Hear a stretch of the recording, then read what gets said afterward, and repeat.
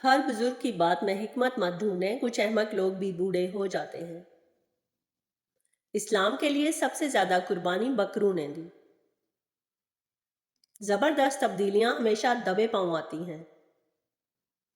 عوام الناس سے مراد وہ عوام ہے جن کا ناس مار دیا گیا ہو۔ سردی زیادہ اور لحاف پتلا ہو تو غریب غربا منٹوں کے افسانے پڑھ کر سوتے رہتے ہیں۔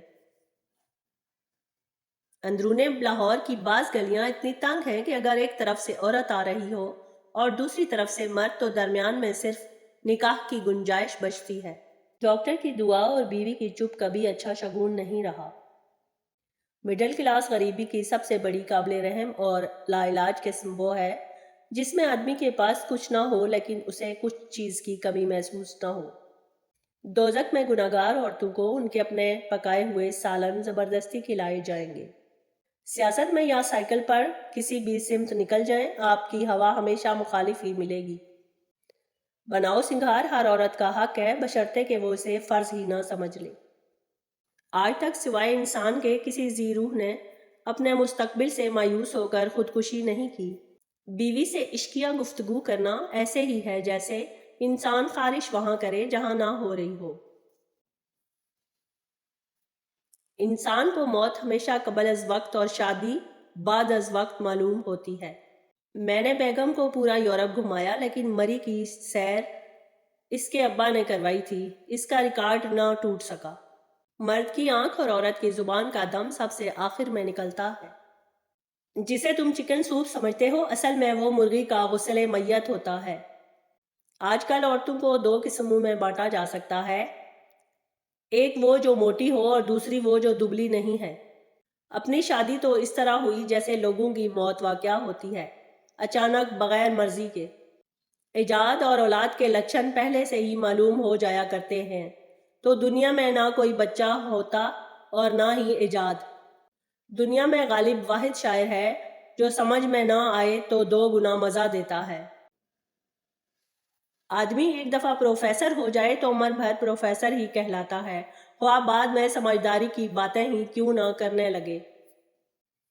کچھ لوگ اتنے بھیانک کنوارے ہوتے ہیں کہ ان کی تاش کے پتوں میں بھی بیگم نہیں آتی۔ مرد کے پاس وہ پل صراط ہے جس پر کوئی موٹی عورت نہیں چل سکتی۔ دشمنوں کے حساب عداوت 3 درجہ ہے: دشمن، جانی دشمن اور رشتہ دار۔ تازہ انڈے میں سب سے بڑی خوبی یہ ہے کہ پھوہڑ سے پھوہڑ عورت کسی طرح بھی پکائے یقیناً مزیدار پکے گا۔ مشرقی عورت جب زیادہ پڑھ لکھ جاتی ہے تو عورت نہیں رہتی بلکہ تھانے دار بن جاتی ہے۔ میری بیوی میری طاقت ہے، باقی سب عورتیں میری کمزوری ہیں۔ مرد ذات کے بارے میں قبر سے کہاوت ہے کہ جب تک لومڑ کے منہ میں ایک بھی دانت ہے وہ پارسا نہیں رہ سکتا۔ سمجھدار آدمی نظر ہمیشہ نیچی اور نیت خراب رکھتا ہے۔ عورتوں کا دل جیتنے میں عامل حضرات ڈاکٹروں سے زیادہ چالاک ہوتے ہیں۔ دل جیتنے کے لیے ان کا ایک جملہ کافی ہوتا ہے کہ آپ کو نظر لگی ہے۔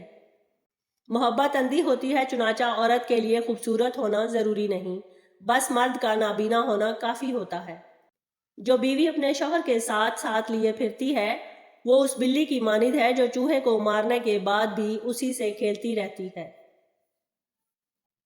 جس بات کو کہنے والا اور سننے والا دونوں ہی جھوٹ سمجھیں اس کا گناہ نہیں ہوتا۔ عجیب دنیا ہے جہاں عورتیں دوسری عورتوں کی شکایت کرتے نہیں تھکتی جبکہ مرد دوسری عورتوں کی تعریف کرتے نہیں تھکتے۔ مرد واقعی عظیم ہے۔ جس طرح بعض خوش اعتقاد لوگوں کا بھی ابھی تک یہ خیال ہے کہ ہر بدصورت عورت نیک چلن ہوتی ہے، اسی طرح طب قدیم میں ہر کڑوی چیز کو مصفی خون تصور کیا جاتا ہے۔ پرانے زمانے میں جب کوئی اکیلا بیٹھ کر ہنستا تھا تو لوگ کہتے تھے اس پر کوئی پریت کا سایہ ہے، اور آج کوئی اکیلے میں بیٹھ کر ہنستا ہے تو کہتے ہیں مجھے بھی سینڈ کرو۔ عمر طبی کو تو صرف کوے، کچھوے، گدھ اور گدھے اور وہ جانور پہنچتے ہیں جن کا کھانا شرعاً حرام ہے۔ آسمان کو چیل چوکھٹ کی کیل اور کوٹ کی وکیل سے خدا بچائے ننگا کر کے چھوڑتے ہیں۔ اگر کوئی شخص یہ ثابت کر دے کہ اس کے پاس اتنی جائیداد اور سرمایہ ہے کہ قرض کی قطعاً کوئی ضرورت نہیں، تو بینک اسے قرض دینے کے لیے رضامند ہو جاتا ہے۔ پہلے مولوی کہتے تھے کہ لاؤڈ اسپیکر میں شیطان بولتا ہے، ہم نہیں مانتے تھے۔ اب ہم یہ کہتے ہیں کہ مگر مولوی نہیں مانتے۔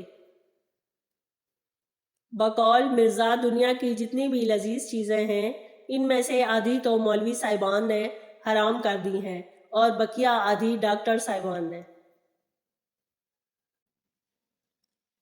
کسی خوبصورت عورت کے متعلق یہ سنتا ہوں کہ وہ پارسا بھی ہے تو نہ جانے کیوں دل بیٹھ سا جاتا ہے۔ جس دن بچے کی جیب سے فضول چیزوں کے بجائے پیسے برآمد ہوں تو سمجھ لینا کہ اب اس بے فکری کی نیند کبھی نصیب نہیں ہوگی۔ کچھ بچے اتنے کیوٹ اور پیارے ہوتے ہیں کہ ان کو دیکھ کر ان کی ماؤں کو دیکھنے کا بڑا ہی دل کرتا ہے۔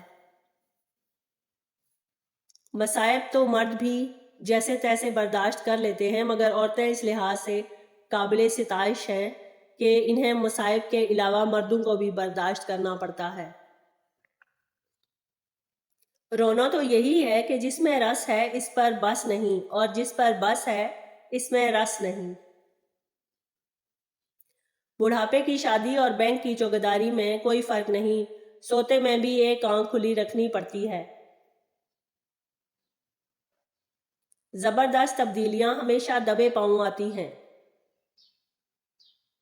ایک فرانسیسی ادیبہ کیا خوب کہہ کر گئی ہیں کہ آدمیوں کے جتنے قریب سے دیکھتی ہوں اتنے ہی اچھے لگتے ہیں۔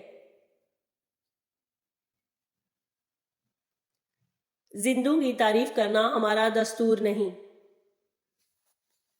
اگر ایک پوری نسل کو ہمیشہ کے لیے کسی اچھی کتاب سے بیزار کرنا ہو تو سیدھی ترکیب یہ ہے کہ اسے نصاب میں داخل کر دیا جائے۔ جو اپنے ماضی کو یاد ہی نہیں کرنا چاہتا وہ یقیناً لوفر رہا ہوگا۔ مجھے اس پر قطعی تعجب نہیں ہوتا کہ ہمارے ملک میں پڑھے لکھے لوگ خونی پیشش کا علاج گنڈے تعویذوں سے کرتے ہیں۔ غصہ اس بات پر آتا ہے کہ وہ واقعی اچھے ہو جاتے ہیں۔